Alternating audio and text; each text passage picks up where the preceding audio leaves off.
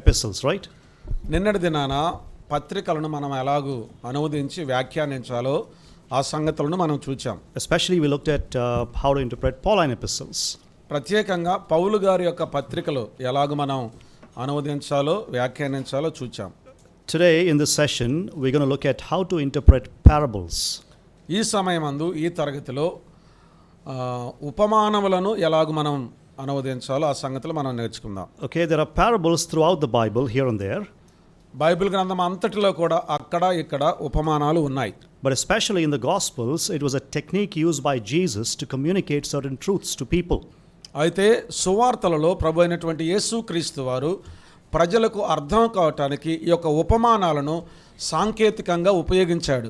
Okay, so parable is a technique used by Jesus to teach certain truths to people. ప్రజలకు కొన్ని సత్యాలను నేర్పించడానికి ప్రభు అయినటువంటి యేసుక్రీస్తు వారు సాంకేతికంగా ఉపయోగించినవే ఉపమానాలు. In one instance in the Gospels, he was asked by his disciples, "Why do you speak in parables?"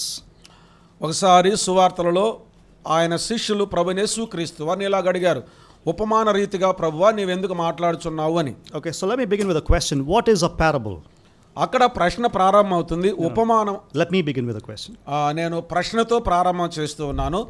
ఉపమానం అనగా ఏమిటి? What is a parable? ఉపమానం అంటే ఏంటి? ఉపమానం అనగా ఏమిటి? Just say what you know, it's okay. మీకేం తెలుసు అది చెప్పండి చాలు.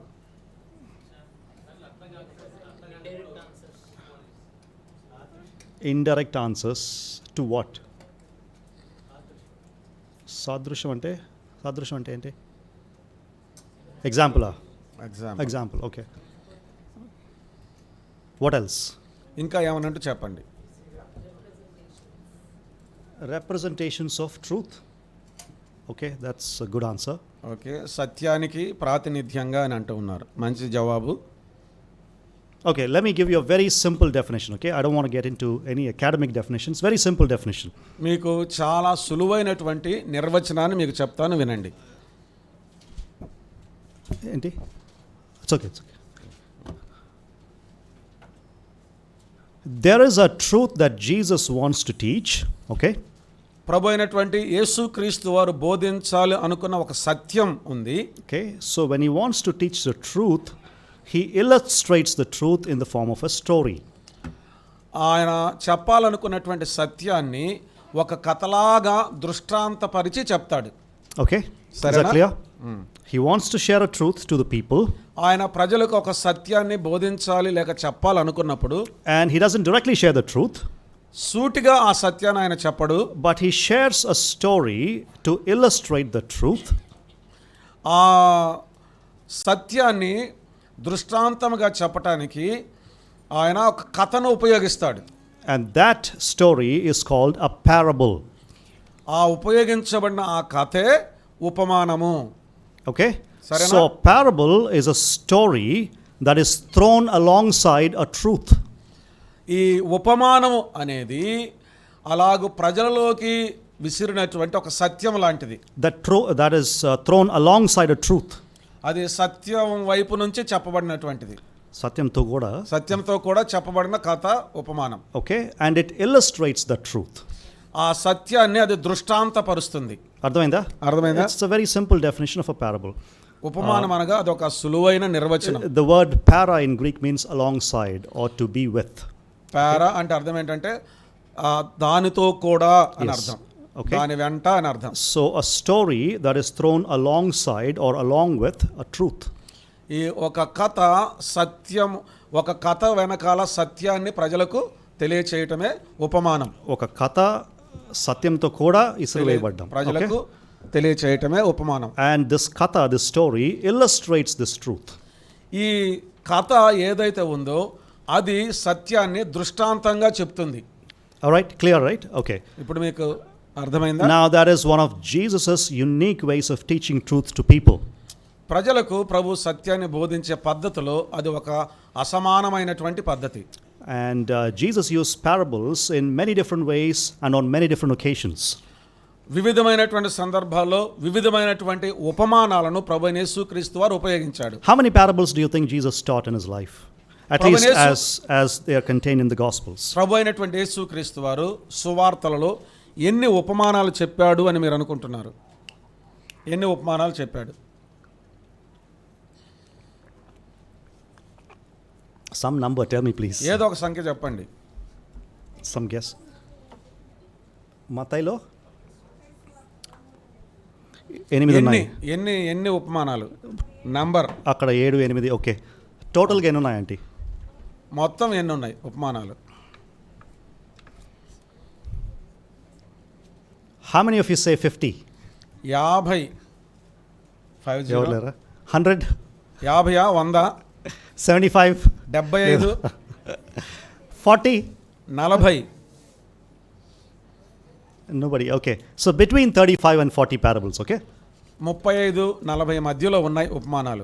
generally we say it's 39 parables to be accurate. Okay, సాధారణంగా 39 ఉపమానాలు అని మనం చెప్తాం. but depending on how you count them in different contexts, for example, auntie said 7 in Matthew 13, there could be 8 in Matthew 13. So depending on how వివిధమైనటువంటి సందర్భాలలో అక్కడ చెప్పబడిన ఆ ఉపమానాన్ని బట్టి ఎన్ని అనే సంగతి మనం సంఖ్యలోకి తీసుకుంటాం. ఉదాహరణకు ఆంటీ గారు చెప్పారు 7 అని, లేక 7 లేక 8గా చూడగలం అక్కడ మత్తయి వ్రాసిన సువార్త 13వ అధ్యాయంలో.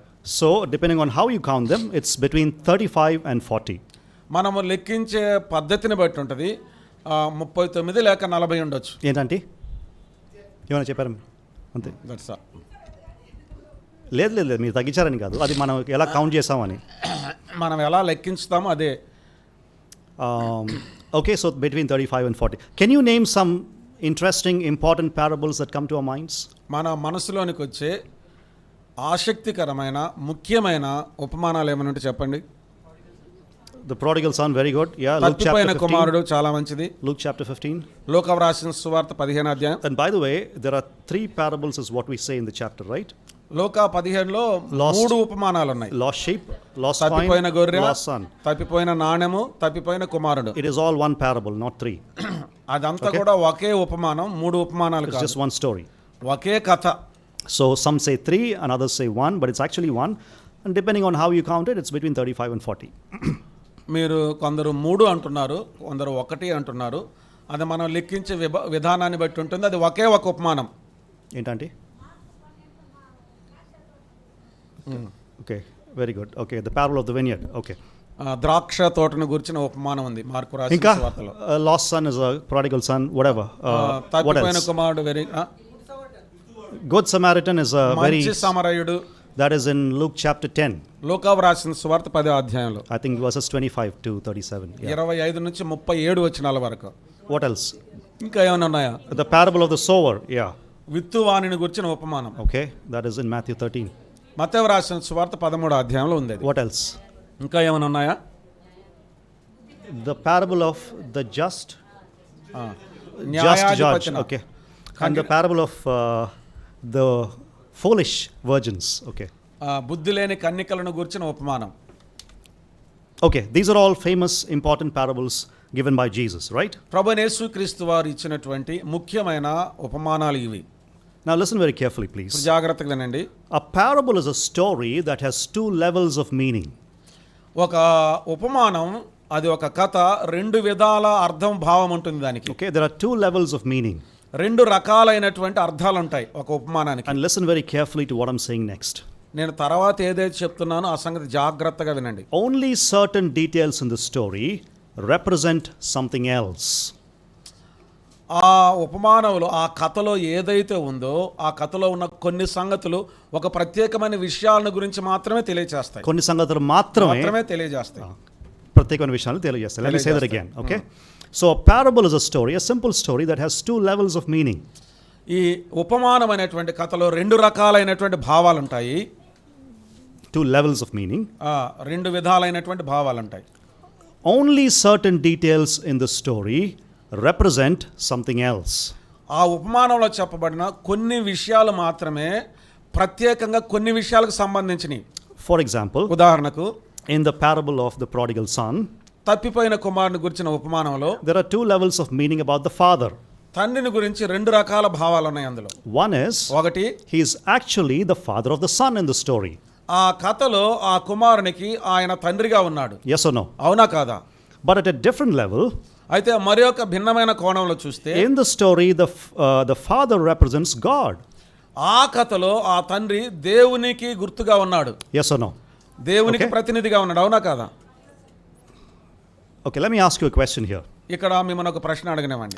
What does the ring in the story of the prodigal son represent? తప్పిపోయిన కుమారుని ఆ ఉపమానంలో ఉంగరం సంగతి ఏంటి? What does it represent? ఆ ఉంగరం దేనికి ప్రాతినిధ్యం వహిస్తుంది?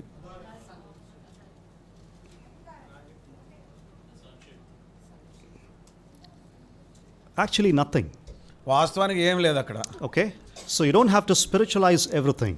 కనుక ప్రతిదాన్ని ఒక ఆత్మీయమైన కోణంలో ఆలోచించు. That's why I said, అందుకే నేను చెప్పాను, only certain details represent something else. అందుకే ముందుగానే నేను చెప్పాను, కొన్ని విషయాలు మాత్రమే ప్రత్యేకంగా కొన్నిటిని గురించి చెప్తూ ఉన్నాయి. Okay?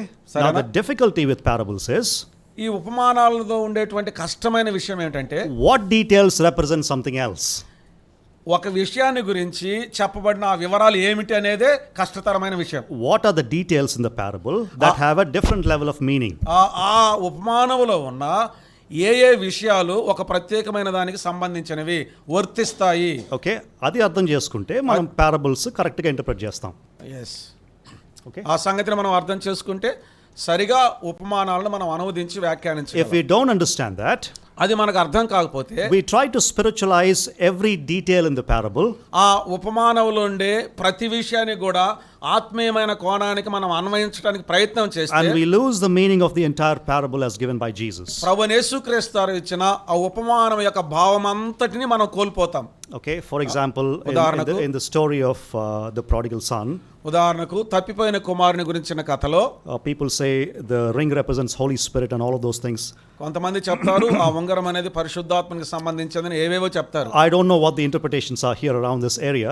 ఈ ప్రాంతంలో చుట్టూ ఆ ఉంగరాన్ని గురించి ఏమనుకుంటున్నారో నాకు తెలియదు. But that is not the meaning that Jesus gave, certainly. అయితే యేసుక్రీస్తు ప్రభువారు ఖచ్చితంగా ఇచ్చినటువంటి అర్థం అది కాదు. Now, down through centuries, ఇప్పుడు మనం గమనిస్తే శతాబ్దాలు గడిచిన కొలది even scholars, right from Augustine, you know Augustine, right, the early church father, Augustine ఆ సంఘ ఆరంభంలో పండితులు ఉన్నారు.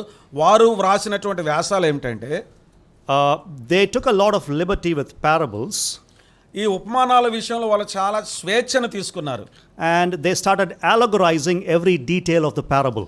ఈ ఉపమానాలను ప్రతి విషయాన్ని సాదృశ్య రూపకంగా చెప్పడం మొదలు పెట్టారు. For example, ఉదాహరణకు Augustine did this with the parable of the Good Samaritan. మంచి సమరయుని ఉపమానంలో అగస్టిన్ అనే పండితుడు ఆయన ఇలాగ చెప్తున్నాడు. Now look at the details that he brings out. అతను తీసుకొని వచ్చే వివరాలు చూడండి. The man going down to Jericho, he says it is Adam, he represents Adam. ఆయన ఏమంటున్నాడంటే, ఎరుకోకు దిగి వెళ్తున్నటువంటి వ్యక్తి ఆదాము. ఆయన చెప్తున్న విషయం, Jerusalem represents the heavenly city from which Adam fell. యెరూషలేము పట్టణము ఆదాము పడిపోయినటువంటి ఆ పరలోక పట్టణము. Was Adam ever in heaven? ఆదాము పరలోకంలో ఉన్నాడు ఎప్పుడన్నా? Where did he fall? ఎక్కడ పడిపోయాడు ఆదాము? పరలోకంలోనే ఏదైనాలోనా? Kada? Okay. Jericho represents the moon, signifying Adam's mortality.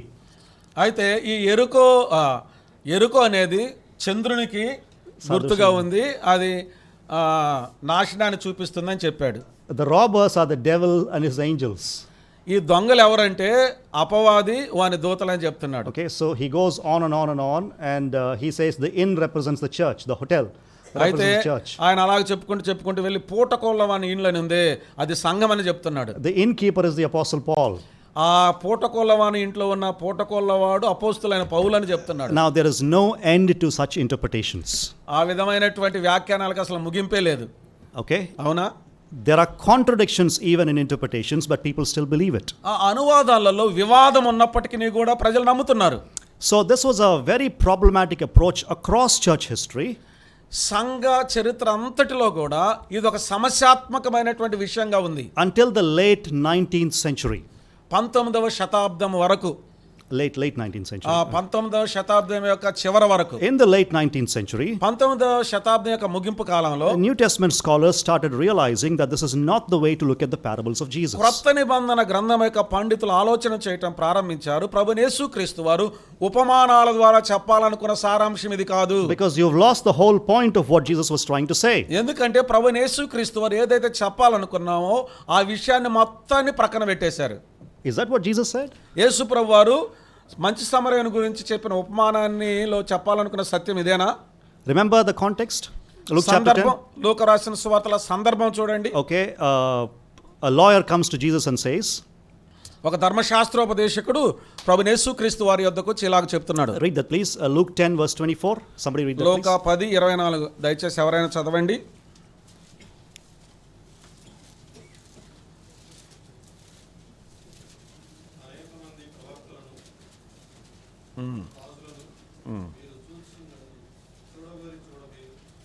Is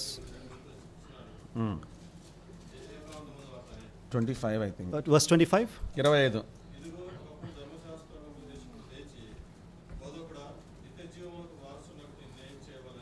Okay. అడిగాను. So, what is the question? ఇక్కడ ప్రశ్న ఏమిటి? Nitya Jivanaku. వారసుడు నగుటకు నేనేమి చేయవలను? How do I inherit eternal life? నిత్య జీవన వారసుడు నగుటకు నేనేమి చేయాలి? What is Jesus' response? ప్రభువైన యేసుక్రీస్తు వారికి స్పందన ఏమిటి? చదవండి. ఇప్పుడు చదవండి.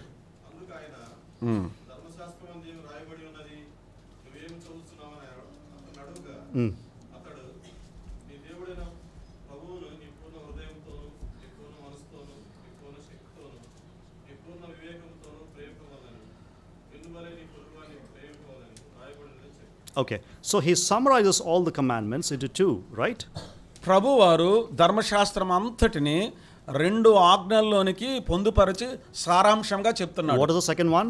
రెండవది ఏమిటి? Love your neighbor నిన్ను వలె నీ పొరుగువానిని as yourself. నిన్ను వలె నీ పొరుగువానిని ప్రేమింపాలి. Now the lawyer has another question. ఇప్పుడు ధర్మశాస్త్రోపదేశకునికి మరి ఒక ప్రశ్న. What is the question? ఏమిటా ప్రశ్న?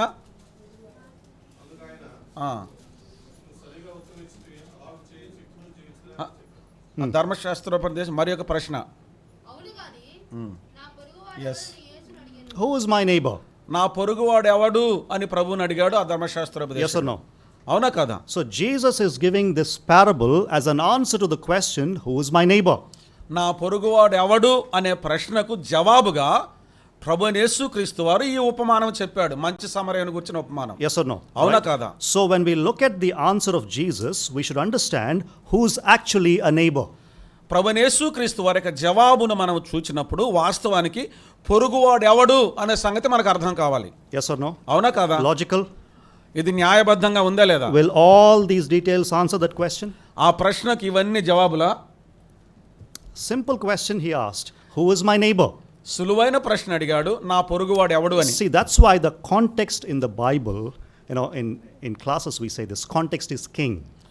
మేము తరగతుల్లో చెప్తాం, బైబిల్ గ్రంథంలో సందర్భం చాలా ముఖ్యమైనది, సందర్భమే రాజు అని చెప్తాం. Okay, context is king because it is the inerrant word of God. We need to go back to the context. ఇది దేవుని యొక్క వాక్యం, అధికారపూర్వకమైనటువంటి వాక్యం కాబట్టి సందర్భంలోనికి మనం వెళ్ళాలి. It's a simple question asked by the lawyer, who is my neighbor? ధర్మశాస్త్రోపదేశకుని ద్వారా ఒక సులువైన ప్రశ్న అడగబడింది, అదేమిటంటే నా పొరుగువాడెవడు? Answer జవాబు is given by Jesus ప్రభువైన యేసుక్రీస్తు వారు ఇలాగ చెప్పాడు, in the form of the parable of the Good Samaritan. మంచి సమరయుని ఉపమాన రూపంలో జవాబు చెప్పాడు. So the answer that we need to get from the parable is, who is the real neighbor? ఆ ఉపమానంలో మనం పొందవలసిన జవాబు ఏమిటంటే అసలైన పొరుగువాడు ఎవడు, నిజమైన పొరుగువాడు ఎవరు? అర్థమవుతుంది కదా? అర్థమవుతుందా? Yes. So we don't have to spiritualize every detail in the parable. That's not the way Jesus said it. ఉపమానాలలో ప్రతి మాటను తీసుకొని దాని ఆత్మీయ భావంగా అనువదించకూడదు, అది కాదు ప్రభువైన యేసుక్రీస్తు వారు చెప్పింది. There are two simple questions or two simple details we need to look at while interpreting parables. చాలా సింపుల్ గా చెప్తాను, అర్థం చేసుకోండి ప్లీజ్.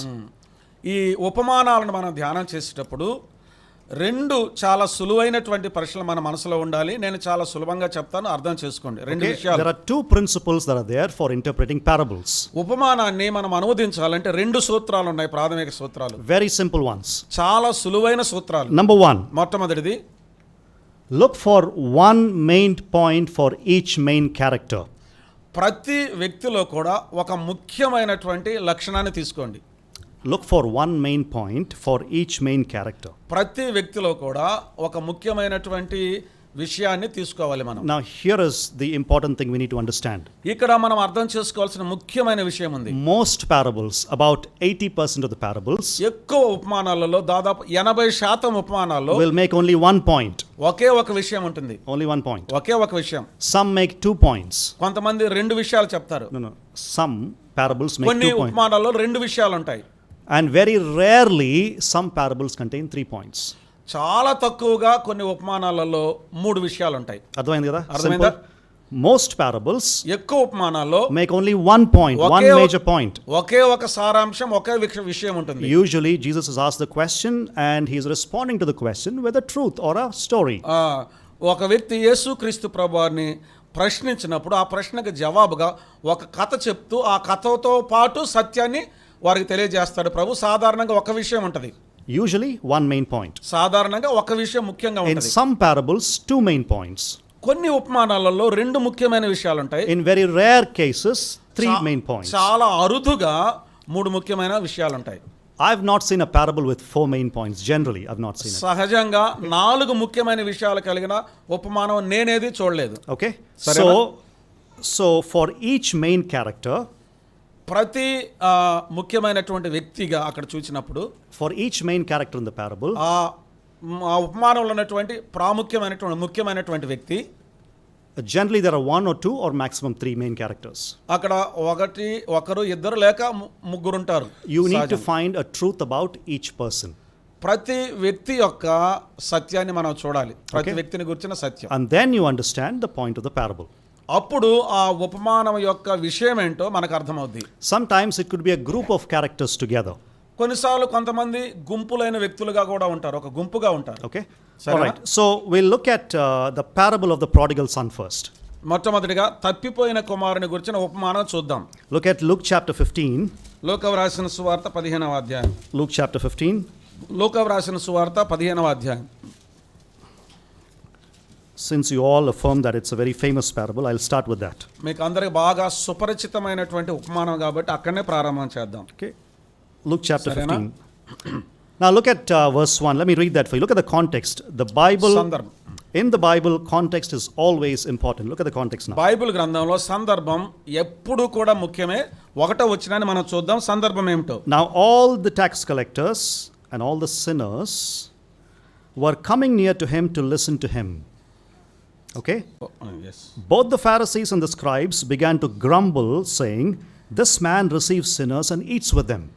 ఒకప్పుడు సమస్తమైన సుంకరులను పాపులను ఆయన బోధ వినుటకు ఆయన దగ్గరకు వచ్చుచుండగా పరిసయ్యులను శాస్త్రులను అది చూచి ఇతడు పాపులను చేర్చుకొని వారితో కూడా భోజనము చేయుచున్నాడని చాలా సణుగుకొనిరి. Okay? See the context? సందర్భం చూడండి. Is the context clear? సందర్భం మీకు స్పష్టమైందా? Tax collectors,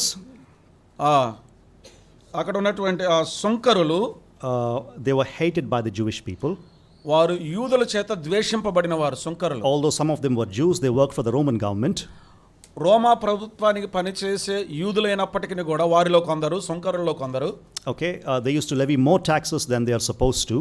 వారు వసూలు చేయవలసిన సుంకం కంటే ఎక్కువ వసూలు చేస్తున్నారు. So they were hated people. కనుక వారు ద్వేషింపబడిన వారు. In the New Testament, we see a couple of tax collectors, right? క్రొత్త నిబంధన గ్రంథంలో ఒక ఇద్దరు సుంకరులను మనం చూడగలం. Can you name them? వారి పేర్లు చెప్పండి. Matthew himself was a tax collector. మత్తయి ఆయనే సుంకపు గుత్తాదారుడు. Who else? మరెవరు? Zacchaeus was a tax collector. జక్కయ్య కూడా సుంకపు గుత్తాదారుడు. And you see that they don't have a good reputation in the society. సమాజంలో వారికి మంచి పేరు లేదు మనం చూసినట్లయితే. Number 2 were the sinners. రెండవది ఇక్కడ పాపులు. These are people who had moral failures in their lives. వారి జీవితాల్లో నైతికంగా వైఫల్యం చెందిన వారు వీళ్ళు. And the Pharisees and the scribes looked down upon such people. పరిసయ్యులు శాస్త్రులు వారిని తక్కువగా చూస్తారు. They never would eat with them.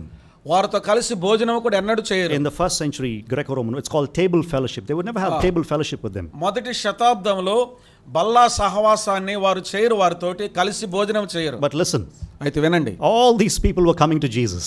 వీరందరూ కూడా ప్రభు దగ్గరికి వచ్చారు. And they were listening to Jesus. ప్రభు చెప్పిన మాటలు వారు వింటున్నారు. And as they were listening, వారు వింటూ ఉండగా the self-righteous Pharisees and scribes, they started grumbling. స్వనీతిపరులైన పరిసయ్యులు శాస్త్రులు సనగటం మొదలుపెట్టారు. What's going on in their minds? వారి మనస్సులో ఏముంది? This person receives tax collectors and sinners into his presence. ఈ వ్యక్తి తన యొద్దకు సుంకరులను పాపులను రాణిస్తూ ఉన్నాడు. And not just that, అంత మాత్రమే కాదు, he even has table fellowship with such people. అటువంటి వారితో బల్లా సహవాసం, భోజన సహవాసం కూడా కలిగి ఉన్నాడు. Right? That's the context, right? He eats అవును with కదా, them. అది సందర్భం. And Jesus, in response to that, దానికి ఆ స్పందనగా ప్రభువైన యేసుక్రీస్తు వారు he gives one parable. ఆయన ఒక ఉపమానం చెప్తున్నాడు. The parable of the lost coin, పోగొట్టుకొనబడిన నాణెం, తప్పిపోయిన నాణెము, lost sheep, తప్పిపోయిన గొర్రె, and lost son. తప్పిపోయిన కుమారుడు. So this is the context. ఇది సందర్భం. So the parable of the lost son is an answer to the grumbling question of the Pharisees and scribes. Why does this person receive such people? సణుగుతూ గొణుగుతూ ఉన్న శాస్త్రులు పరిసయ్యులు ప్రభు అయినటువంటి యేసుక్రీస్తు వారు ఎందుకు ఈ సుంకరులను పాపులతో కలిసి ఉంటున్నాడు అని వారి యొక్క ఆలోచనకు జవాబుగా యేసుక్రీస్తు ప్రభు వారు చెప్పిన ఉపమానమే తప్పిపోయిన కుమారుని గురించిన ఉపమానం. అర్థమైందా? Yes or no? అవునా కాదా? Yes, no? అవునా కాదా చెప్పండి. All right. Okay. So Jesus is actually answering the question, why does he receive such sinners and tax collectors into his presence, and why does he eat with them? వాస్తవానికి ప్రభువైన యేసుక్రీస్తు వారు సుంకరులను పాపులను తన యొద్దకు రానిచ్చి వారితో కూడా కలిసి సహవాసం, భోజనం ఎందుకు చేస్తున్నాడో అనే దానికి ఆయన జవాబు చెప్తూ ఉన్నాడు. Okay, now look at the parable. ఇప్పుడు ఉపమానం చూడండి. Just take 5 minutes please, or 3 minutes to read through the parable. Only the parable of the lost son. తప్పిపోయిన కుమారుని గురించిన విషయం మాత్రమే 5 నిమిషాలు లేక 3 నిమిషాల సమయం తీసుకొని చదవండి.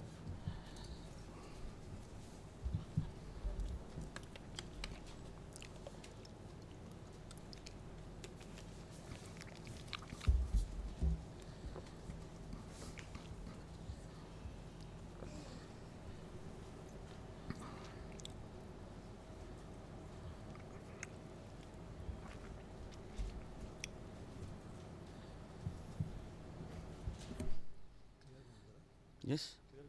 Yes. Very clear. No problem.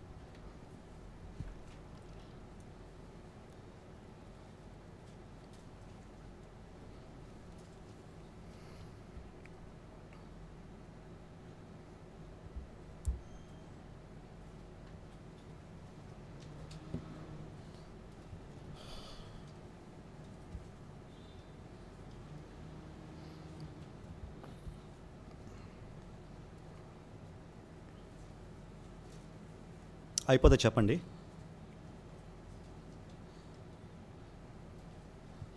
చదవటం అయిపోయిన తర్వాత చెప్పండి. మీరు తల పైకెత్తి చూస్తే అయిపోయినట్టే లెక్క.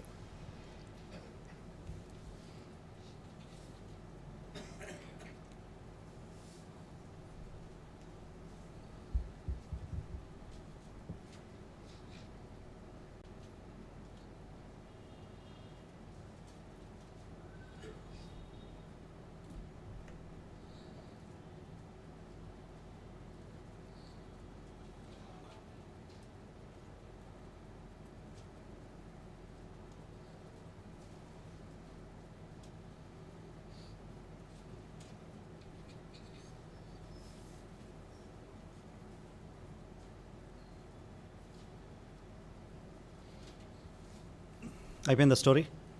చదివేశారా? తెలిసిన స్టోరీ కదా. తెలిసిన familiar one. Okay. What is the first principle we said?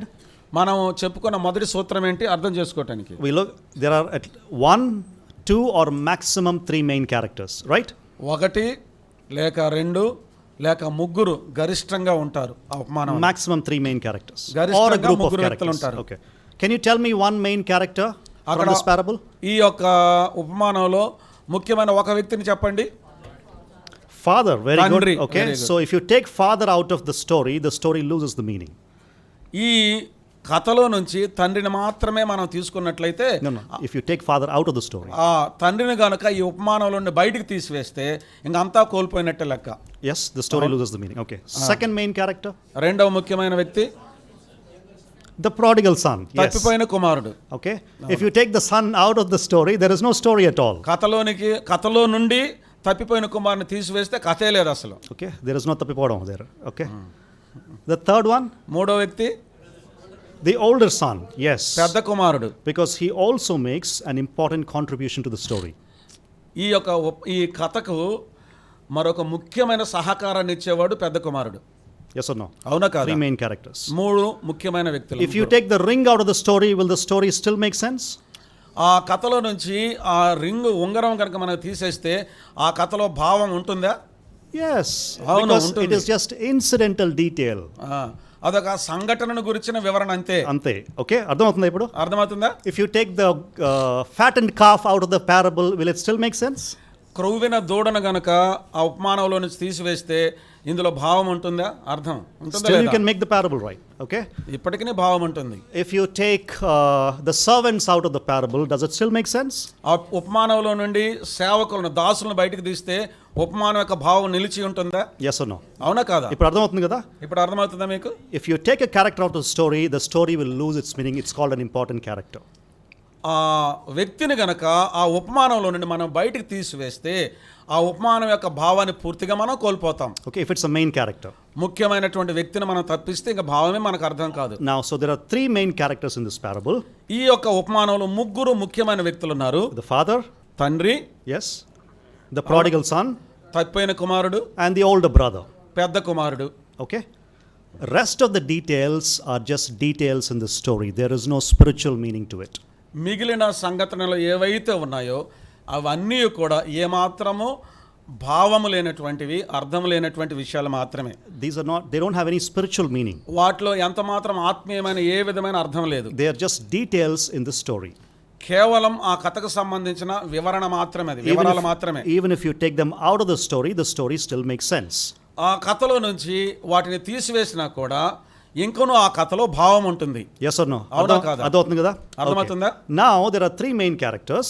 ఇక్కడ ముగ్గురు ముఖ్యమైన వ్యక్తులు. Can you write one truth about each character from the story, please? ఈ యొక్క కథలో నుంచి ఒక్కొక్క వ్యక్తిని గురించి ఒక్కొక్క సత్యం మీరు రాయగలరా?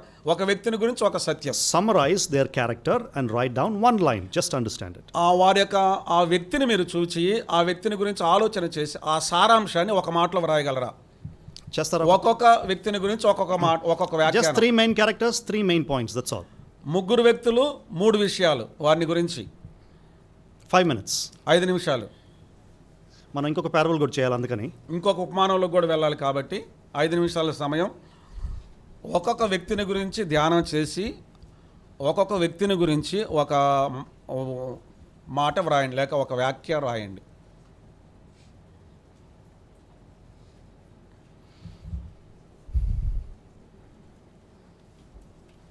తండ్రిని గురించిన వాక్యము, ఫాదర్ గురించి, రెబెలియస్ సన్ గురించి, తర్వాత పెద్ద కుమారుడు వాక్యము, చిన్న తప్పిపోయిన కుమారుడు గురించి వాక్యం. ఒక్కొక్కరి గురించి ఒక్కొక్క వాక్యం రాయి. గుడ్, అయిందా?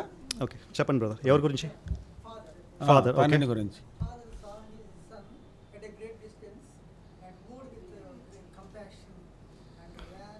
No, that's the detail in the story. What about his character? ఆయన గురించి ఏంటి? కథలో he's వివరణ కాదు. One second. Yeah, tell me.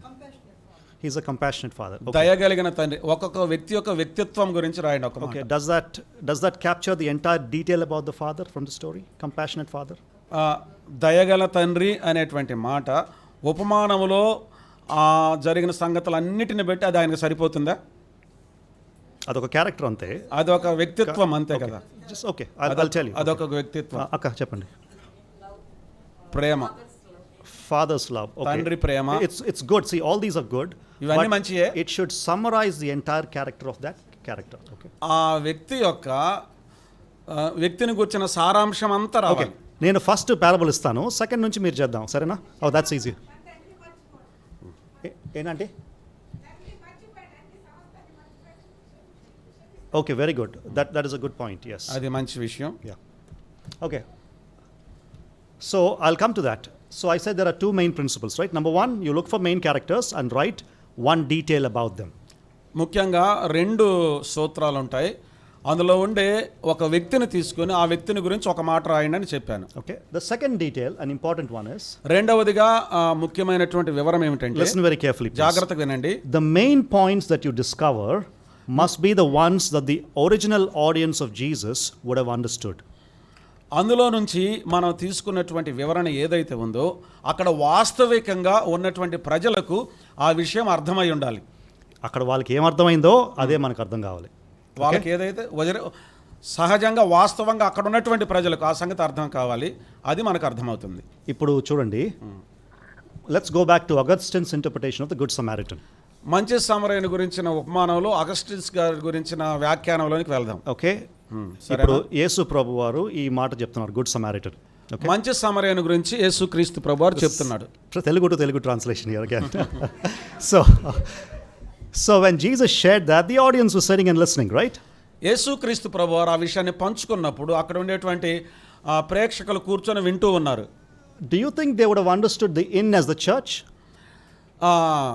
పూటకోళ్ళవాని ఇండ్లు సంఘము అని అక్కడ వింటున్న ప్రజలకు అర్థమైందా? No. Why? లేదు. ఎందుకని? There was no church at that time. ఆ సమయంలో అసలు సంఘమే లేదు కాబట్టి. So we are putting our ideas into the text that is not there. అక్కడ లేనటువంటి సంగతిని మన ఆలోచనలో నుండి మనం తీసుకొని వస్తున్నాం. Yes or no? అవునా కాదా? Because the original audience that was listening to Jesus did not understand it that way.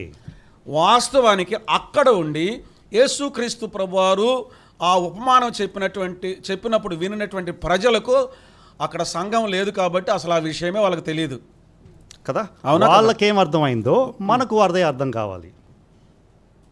Otherwise, we are going wrong, not they are going wrong, because they are the original audience.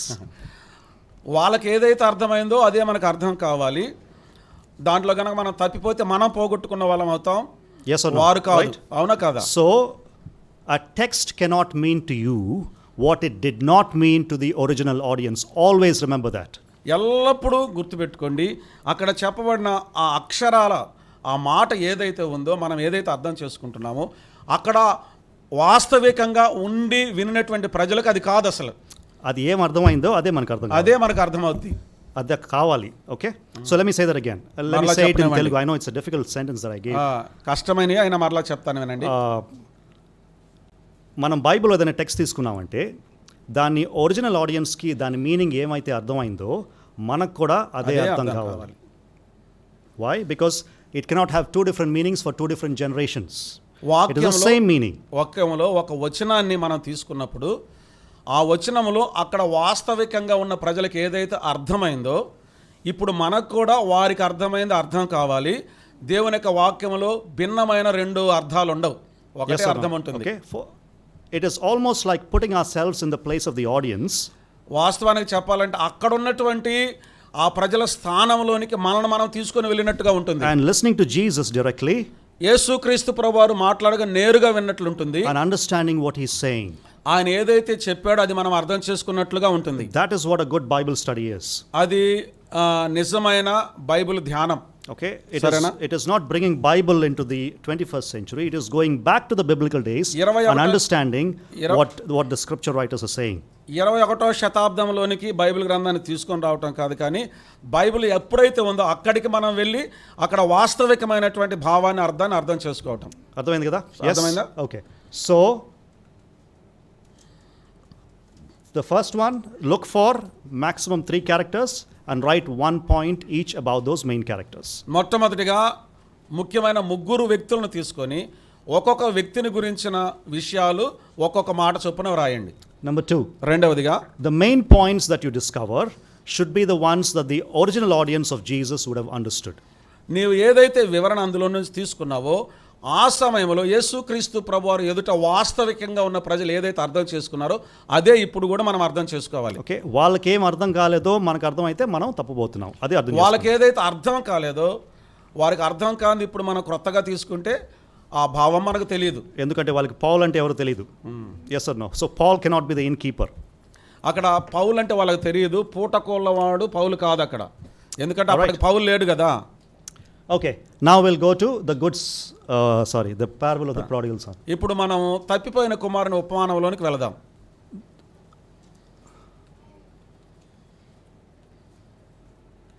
I think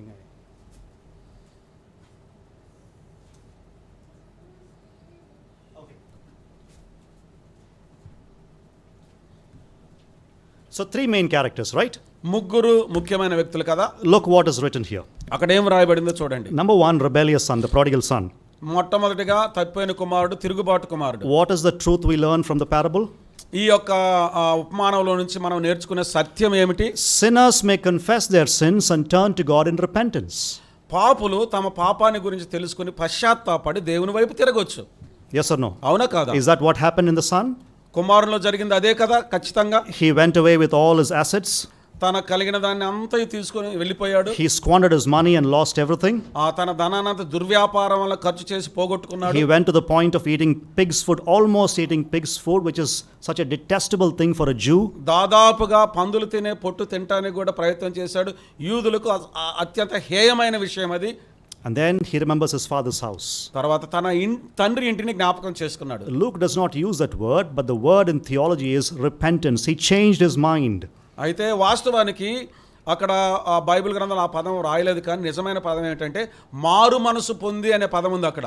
పదం లేదు, మనం అర్థం చేసుకోవాలి theological. మనం అర్థం చేసుకోవాలి. So he changed his mind, he repented, and he thought my father's house is better than everything else in the world. ఆయన మారు మనసు పొంది తండ్రి ఇంటిని జ్ఞాపకం చేసుకొని తండ్రి ఇంటిలో సమస్తం ఉంది అని తను అర్థం చేసుకున్నాడు. Yes or no? అవునా కాదా? So he went back to the father. కనుక తిరిగి తండ్రి వద్దకు వెళ్ళాడు. And the Christian term for that is repentance. క్రైస్తవ భాషలో చెప్పాలంటే మారు మనస్సు అంటారు దాన్ని. So rebellious son, what is the truth we learn? తిరుగుబాటు కుమారునిలో మనం నేర్చుకునే పాఠం ఏంటి? Any sinner, ఏ విధమైన పాపి అయినా, no matter who he is, ఎవరైనప్పటికీ they can confess their sins and repent before God and turn to him. వారు తమ పాపముల విషయమై పశ్చాత్తాపడి మారు మనసు పొంది దేవుని వైపు తిరగవచ్చు. Yes or no? అవునా కాదా? Does that capture the truth of the parable? ఈ ఉపమానం యొక్క సత్యాన్ని మనం పట్టుకోగలిగామా? Yes. అవునా కాదా? Second రెండో character. విషయం, Forgiving father. క్షమించే తండ్రి. What is the thing that we understand? Brother said compassion, very good. Sister said love, yes, it's all good. దయగలిగిన తండ్రిని, ప్రేమ కలిగిన తండ్రిని సహోదరులు సహోదరి చెప్పారు. The point is, God offers forgiveness for undeserving people. జవాబు ఏమిటంటే అనర్హులైనటువంటి ప్రజలకు దేవుడు క్షమాపణ అనుగ్రహిస్తాడు. Yes or no? అవునా కాదా? Brother said this. The Brother father said was that- waiting and looking on the horizon to see any sign of his son. తండ్రి అలాగూ కుమారుని కోసం ఎదురు చూస్తూ ఉన్నాడు. ఏదైనా కుమారుడు వస్తున్నట్టుగా సూచన కనపడుతుంది. And the moment he saw a sign of his son coming way at the back, దూరముగా తండ్రి దూరముగా ఉన్న కుమారుని చూచినప్పుడు, ఆ సూచన కనబడినప్పుడు he lifted up his garment. ఆయన తన వస్త్రాన్ని పైకి లాగాడు. No Middle Eastern older man will do that. ఆ మధ్య ప్రాచ్యంలో ఉండే ఏ వృద్ధుడైన వ్యక్తి అలాగ చేయలేడు. He picked up his garment, started running towards his son. తన వస్త్రాలను పైకి కట్టుకొని కుమారుని వైపు పరిగెత్తడం ప్రారంభించాడు. Fell on his shoulders and began to kiss him. భుజం పైన పడి ముద్దు పెట్టుకోవటం ప్రారంభించాడు. Forgiveness. క్షమాపణ. God offers forgiveness to the undeserving people. అయోగ్యులైన, అనర్హులైన, అపాత్రులైనటువంటి ప్రజలకు దేవుడు క్షమాపణ అనుగ్రహిస్తాడు. Remember the question that required this parable to be told? అక్కడ ఉన్నటువంటి ప్రశ్నకు ప్రభు యేసుక్రీస్తు వారు ఈ ఉపమానం ద్వారా చెప్పిన సమాధానం. What is that prashna? ఆ ప్రశ్న ఏమిటి? No. That is a good Samaritan. అది మంచి సమరయానికి వచ్చింది. Why does this man eat with sinners and tax collectors? సుంకరులతో పాపులతో కలిసి ఈయన ఎందుకు భోజనం చేస్తున్నాడు? అది ప్రశ్న. Answer: జవాబు, because he is that kind of a God. ఆయన ఆ విధమైనటువంటి దేవుడు. He accepts the undeserving into his presence. అనర్హులను ఆయన తన సన్నిధిలోనికి స్వీకరిస్తాడు. అర్థమైందా? Answer వచ్చిందా parable? జవాబు వచ్చిందా? Number 3. మూడవదిగా, the resentful brother or the older brother. ఇక్కడ ఒక పెద్ద కుమారుడు ఉన్నాడు. Those who claim to be God's people should not be jealous when God gives his grace to the undeserving. అనర్హులైనటువంటి వారికి దేవుడు తన యొక్క కృపను అనుగ్రహిస్తూ ఉన్నప్పుడు ముందుగా ఉన్నటువంటి వారి విషయమై వ్యసన పడకూడదు, అసూయ పడకూడదు. Okay? అవునా? Yes or no? అవునా కాదా? Okay. So that is the point of the parable of the prodigal son. తప్పిపోయిన కుమారుని ఉపమానం గురించిన పాఠం అదే. If you're preaching on the parable, ఈ ఉపమానం మీద నీవు వర్తమానం ఇస్తుంటే there are 3 main points. 3 ముఖ్యమైన విషయాలు ఉన్నాయి. Number 1, మొట్టమొదటిది, looking at the rebellious son, తిరుగుబాటు చేసిన కుమారుని చూచి any sinner, ఏ పాపి అయినా, no matter how great a sinner he is, అతను ఎంత పెద్ద పాపి అయినా, గొప్ప పాపి అయినా, can turn to God in repentance. మారు మనసు పొంది దేవుని వైపు తిరగవచ్చు. Number 2, రెండవది, regarding the father, తండ్రిని గురించి. The Father is able and willing to forgive anybody, even undeserving people, when they come to Him. తండ్రి దేవుడు ఎవరైతే ఉన్నారో తన యొద్దకు వచ్చు వారిని ఎవరిని కూడా త్రోసివేయకుండా అనర్హులైనటువంటి వారిని కూడా క్షమించే మనసు కలిగిన వాడు. Number 3. మూడవదిగా, If you claim to be God's people, మీరు దేవుని ప్రజలైతే don't be jealous when God brings the undeserving into your midst. అనర్హులైనటువంటి వారిని మీ మధ్యలోనికి తీసుకొని వచ్చినప్పుడు మీరు వ్యసన పడవద్దు. Simple? అర్థమైందా? అర్థమైందా parable? సులభంగా అర్థమైందా? Every detail, every other detail is just incidental. ఆ మిగిలిన వివరాలన్నీ కూడా ఆ సంఘటనకు సంబంధించిన పాఠానికి సంబంధించినవి కాదు. Okay? సరేనా? Understood? అర్థమైందా? Yes? No? అవునా కాదా? Okay. Any questions on this, please? ఇందులో ఏమైనా ప్రశ్నలు ఉన్నాయా? ఇంకేమైనా ప్రశ్నలు ఉంటే అడగండి. నాకు 4 వరకే టైం ఉంది. మీకు ఇంకొక పారబుల్ కావాలంటే క్వశ్చన్స్ తొందరగా అడగండి. 4 వరకే సమయం ఉంది. ఇంకొక ఉపమానాన్ని మనం ధ్యానం చేయాలంటే ప్రశ్నలు అంటే త్వరగా అడగండి. Any comments? ఇందుని గురించి మీరు ఏమైనా వ్యాఖ్య చేస్తారా? ప్రకాష్ గారు, brother Surendra, anyone, any comments? Prakash గారు, సురేంద్ర గారు ఏమైనా చెప్పాలనుకుంటే చెప్పండి. ఎస్.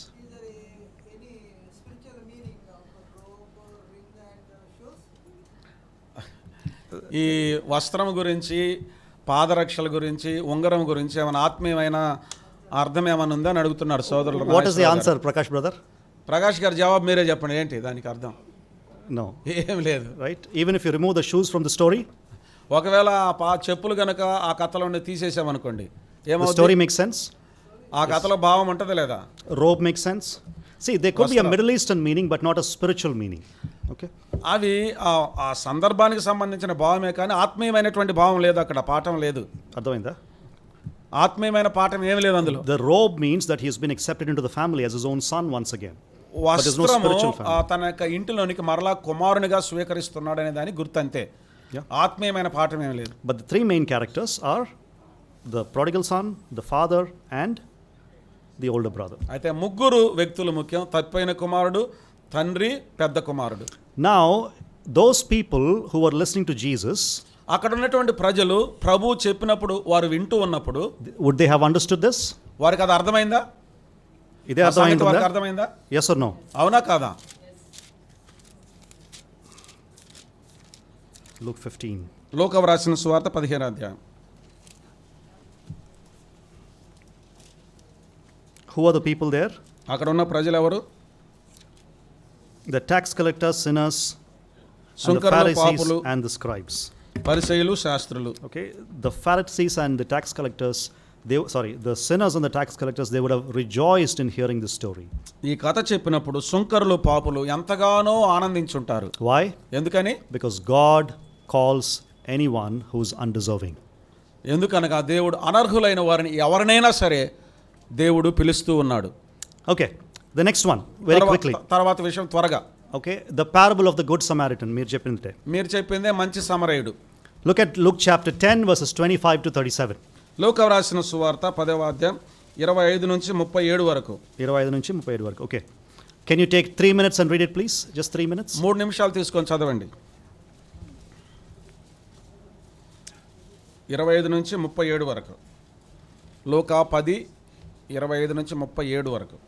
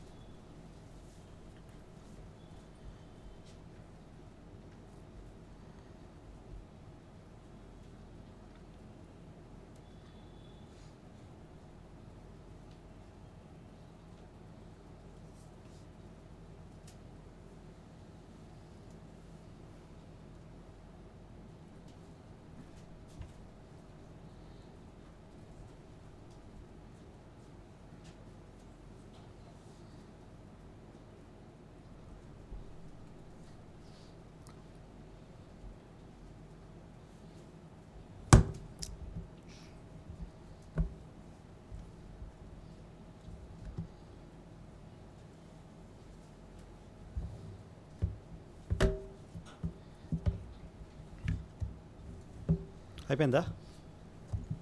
Familiar story right? అయిపోయిందా?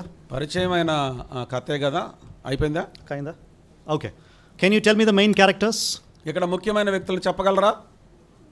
Number 1, మొట్టమొదటిగా Samaritan. సమరయుడు. That's why it's called a good Samaritan. అందుకే Okay. అది మంచి సమరయుడు అని చెప్తున్నా. Number 1, that is a good important character. Number 2, రెండవదిగా యాజకుడు. యాజకులు. Okay. So we'll combine that into a group and call them Jewish religious leaders. Okay. వాటిని అన్ని కలిపి ఒక మాటలో చెప్దాం, యోధా మత నాయకులు. Okay, is that clear? Okay. అది మీకు Who's the అర్థమైందా? third one? మూడో వ్యక్తి ఎవరు? The victim, కొట్టబడినటువంటి వ్యక్తి, the man who was beaten. Okay. కొట్టబడిన వ్యక్తి. So we said maximum మనం 3 చెప్పాము characters. గరిష్టంగా ఎంతమందిని చూడాలి? 3. So we have the good Samaritan, ఇక్కడ మనకు మంచి సమరయుడు ఉన్నాడు, the victim, దొంగల చేతులు దెబ్బలు తిన్నవాడు ఉన్నాడు, and Jewish religious leaders. యోధా మత నాయకులు ఉన్నారు. Can you write one statement that summarizes their characters? వారి యొక్క Each. గుణలక్షణాల గురించి ఒక్కొక్క మాట వ్రాయగలరా? మంచి సమరయుని గురించి ఒక మాట, దొంగల చేతులు చిక్కిన Now వాడి remember, గురించి the ఒక మాట. question in the context was, who is my neighbor? ఈ సందర్భము జ్ఞాపకం ఉంచుకోండి. ప్రశ్న ఏమిటంటే నా పొరుగువాడు ఎవడనే దానికి ఉపమానం చెప్పాడు ప్రభు. The answer is జవాబు here in the parable. ఈ ఉపమానంలో ఉంది. So based on that, write down one sentence about these characters. దాని మీద ఆధారం చేసుకొని మంచి సమరయుని గురించి ఒక మాట, యూదా మత నాయకుల గురించి ఒక మాట, దొంగల చేతులు చిక్కిన వాని గురించి ఒక మాట వ్రాయండి. 3 మాటలు వ్రాయండి.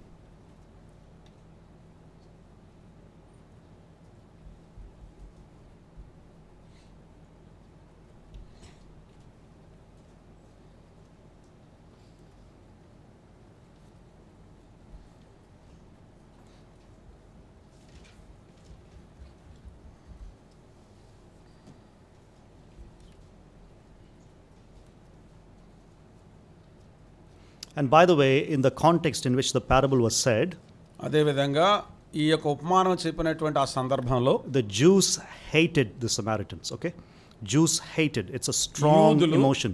యూదులు సమరయులను ద్వేషిస్తారు, అసహ్యించుకుంటారు. Okay, in that context, just look at it. ఆ సందర్భంలో మీరు చూడండి.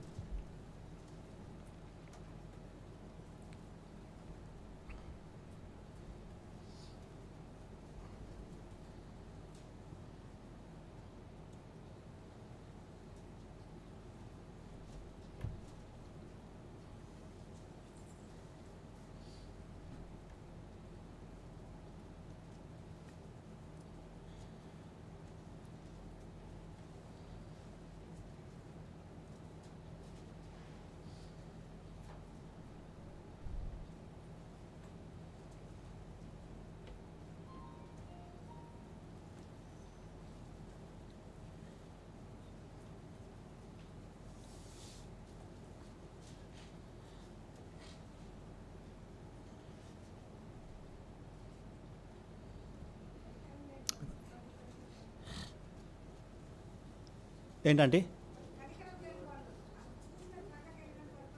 యూదా మత నాయకులు correct? Yes, కనికరం లేనివారు. that's a good point. అది అది అది మంచి Point. గమనిక. Yes.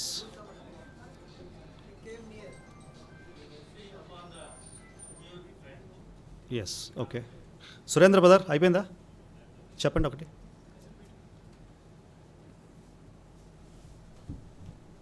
Okay, so we don't have time, so I'll just show the answers. Okay, సమయం లేదు, నేను మీకు జవాబులు చూపిస్తాను.